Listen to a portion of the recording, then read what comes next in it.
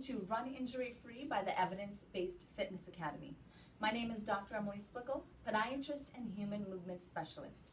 Run Injury Free is a video series dedicated to preventing running-related injuries from the ground up. Today's video is all about pelvic activation.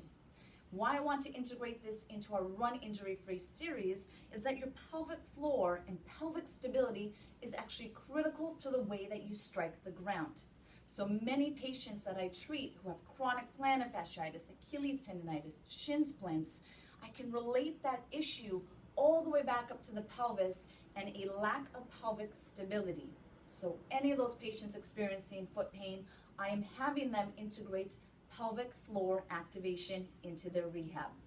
So to get started, we're going to bring it onto our back. I want you to have your feet shoulder width apart, and then you're going to bring it all the way down.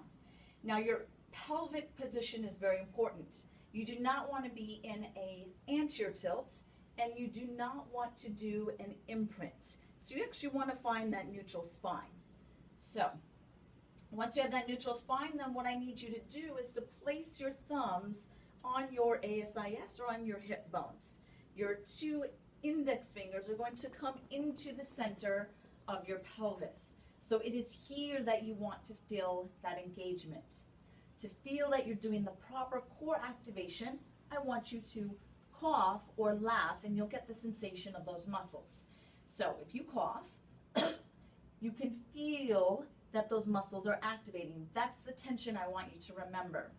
So now when you do a pelvic floor activation, if we imagine that the bottom of your pelvis is the shape of a clock, and at your pubic symphysis is 12 o'clock, and then your tailbone is 6 o'clock, okay? And then each of your hip bones is going to be 3 o'clock and 9 o'clock.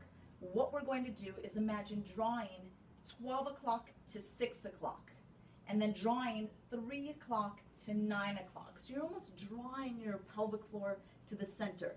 Once you draw it in, I want you to imagine lifting it up. So almost like a purse string, and then you're picking it up. When you do that, you should feel tension in those muscles just like when you coughed. Another way to get the pelvic floor is to simply do a Kegel.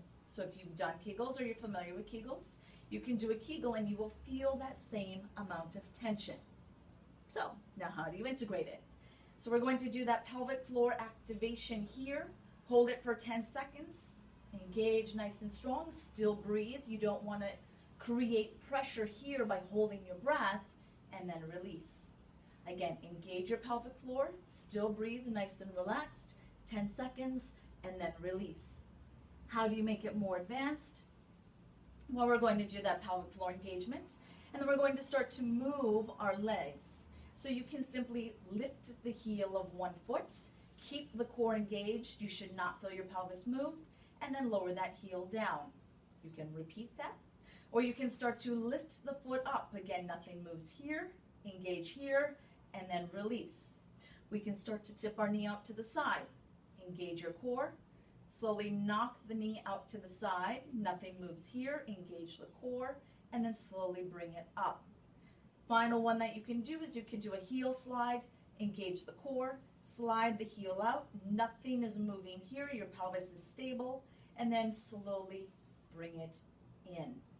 So again, pelvic floor activation is critical to the way that your feet strike the ground. So you want to integrate this as part of your weekly training program.